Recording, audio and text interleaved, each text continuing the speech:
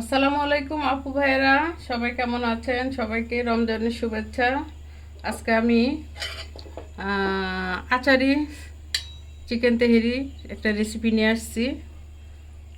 এই আর কি, এখানে আমি একটু জর্দা রং আর একটু লবণ দিয়ে এটাকে মেখে রেখেছি। এই আর কি, তো প্রথমে আমি চিকেনটাকে একটু ভাজবো। তেহেরিটা সরিষার তেল দিয়ে করতে হয়, সেজন্য আমি সরিষার তেল দিচ্ছি। একটু মাংসটাকে আগে একটু ভেজে নিব।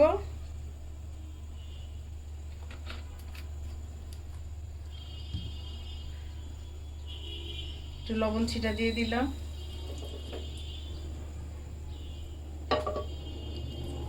তেলটা একটু গরম হোক। এবার তেলটা গরম হয়ে গেছে, দিয়ে দিলাম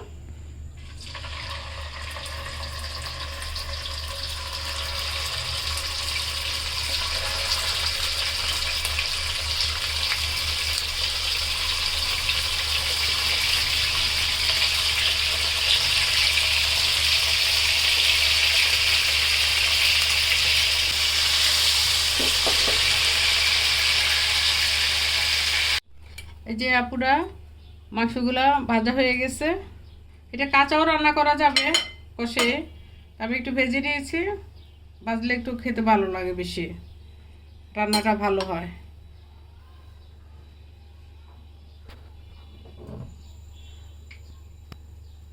আমি পুরা রান্নাটা সর্ষের তেল দিয়ে রান্না করব। তো সয়াবিন তেল দিয়েও রান্না করা যায়। আর তেহেরির টেস্ট হলো সরিষার তেল। আমি পেঁয়াজ দিয়ে দিলাম।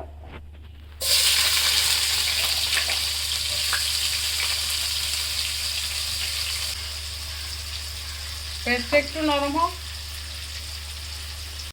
পেঁয়াজটা নরম হয়ে গেছে, এখন আর আমি এটাকে বেরেস্তা করব না, বেরেস্তা করে রেখেছি আগে। এখন আমি আদা রসুন দিয়ে দিলাম। 1 চামচ আদা দিলাম, 1.5 চামচ দিলাম। আর এটা রসুন পেঁয়াজের সাথে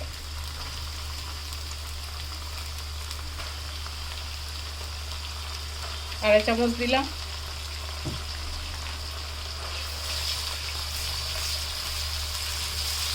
আদা রসুনটা একটু ভাজা হোক। মশলাটা ভাজা হয়ে গেছে, এখন আমি দারচিনি তেজপাতা দিয়ে দিলাম। আর এই মশলাটা হলো পেঁয়াজ বেরেস্তা, তারপরে বাদাম, আর একটা কি জানি, জয়ফল জয়ত্রী, গোলমরিচ, এটা দিয়ে দিলাম। এটা দিলে আপনার যে কোনো রোস্ট বিরিয়ানিতে অনেক মজা হয় এভাবে যদি দেওয়া হয় আর কি।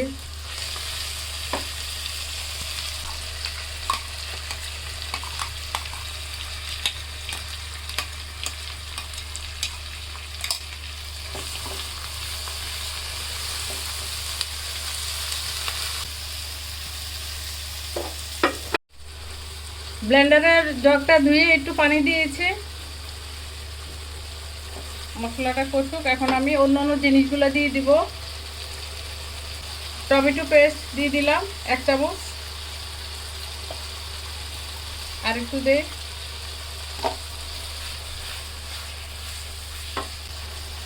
তারপরে টক দই,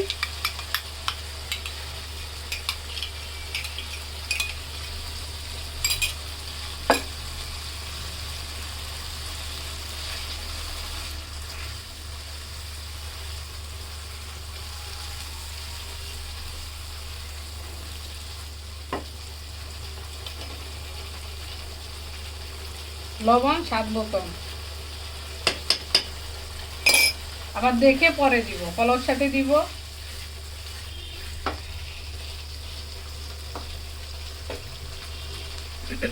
সামান্য একটু মরিচের গুঁড়া 1 চামচ, অল্প।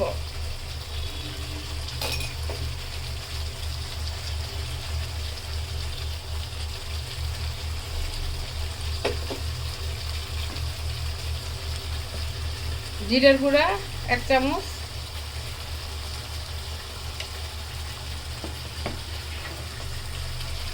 ধনিয়ার গুঁড়া 2 চামচ দিয়ে দিলাম। তেহেরিতে বেশি মশলা দিলে খেতে ভালো লাগে না, সেই জন্য সব একটু একটু দিলাম আর কি।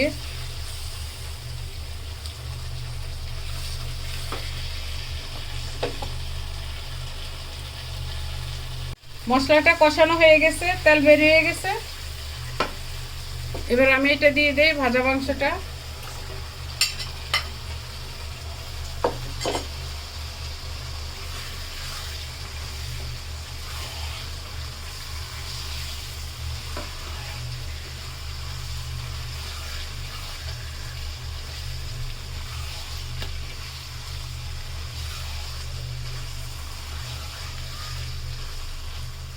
এবার একটু ঢেকে রান্না করব 2-3 মিনিট, তারপর মাংসগুলো উঠিয়ে ফেলবো। এবার মাংসটা উঠিয়ে ফেলবো আপুরা।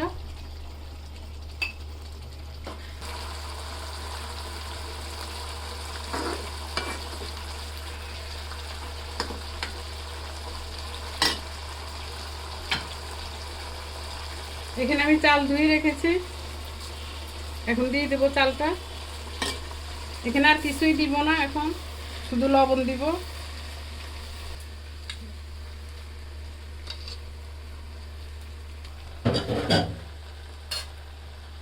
কাঁচামরিচ দিয়ে দে,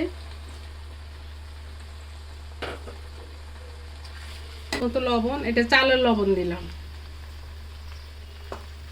মশলার গুঁড়া দিয়ে দিলাম, আগেও দিয়েছি।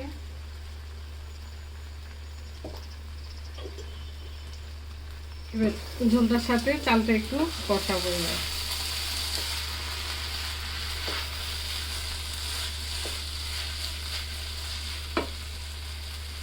আর একটু সরিষার তেল দেই।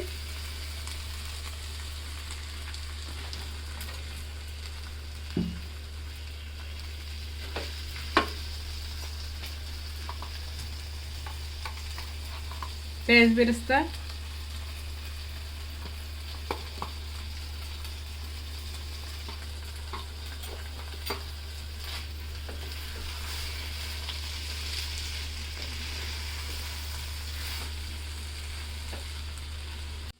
চালটা আমার ভাজা হয়ে গেছে আপুরা। একটু সুন্দর করে ভাজতে হবে, তাইলে পোলাওটা ঝরঝরে হয়, খেতে ভালো লাগে। একটু চিনি দিব টেস্টটা বাড়ানোর জন্য, অল্প একটু। তারপর দুধ দিব।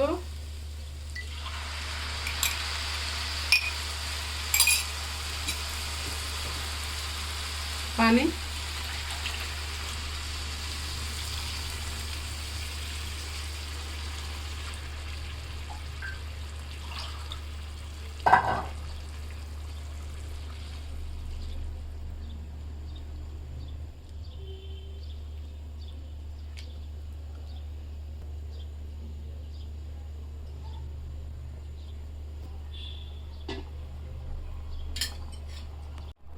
এবার মাংসটা দিয়ে দিব।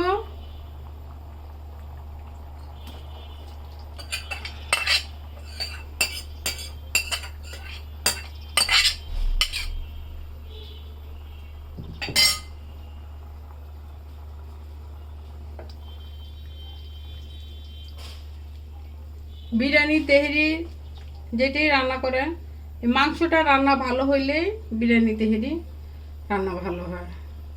মাংসটাতে একটু মশলা বেশি দিতে হয়, একটু তেল টেল সব কিছু প্রয়োজনীয় জিনিস দিলে তখন স্বাদটা অনেক বেড়ে যায়।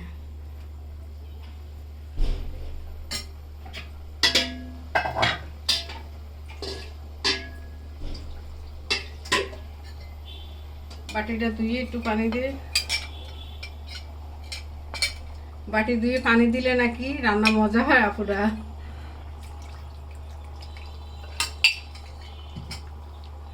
এবার আমি ডেকে দেই, তারপরে আচারটা দিব।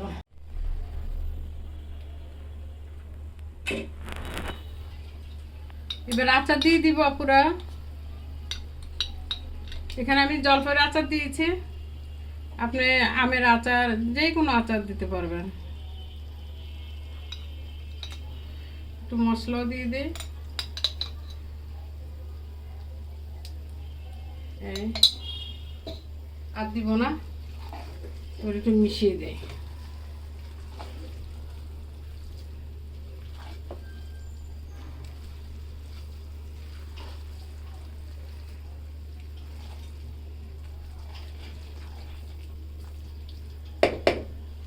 এবার তাওয়া দিয়ে রেখেছি নিচে, তাহলে তলা লাগবে না।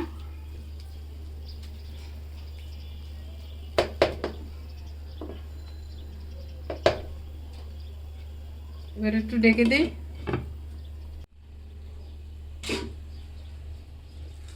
একদম ঠিক মতন হয়েছে আপুরা,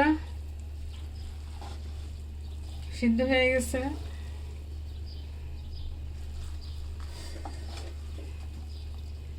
আপনারা এরকম রোজায় ইফতারির জন্য করবেন, দেখেন রোজা মুখে একটু টক টক মিষ্টি ভাল লাগবে অনেক। এবার আমি নিয়ে যাই টেবিলে, পরিবেশন করি। এই যে আপুরা, হয়ে গেল আমার আচারি চিকেন তেহেরি। অনেক সুন্দর ঘ্রাণ বেরিয়েছে, এখনই খেতে ইচ্ছা করতেছে। আপনারা এইভাবে রান্না করে খাবেন। সবাই ভালো থাকেন, সুস্থ থাকেন, সবাই সবার জন্য দোয়া করবেন। আমিও সবার জন্য দোয়া করব। আল্লাহ হাফেজ, আসসালামু আলাইকুম।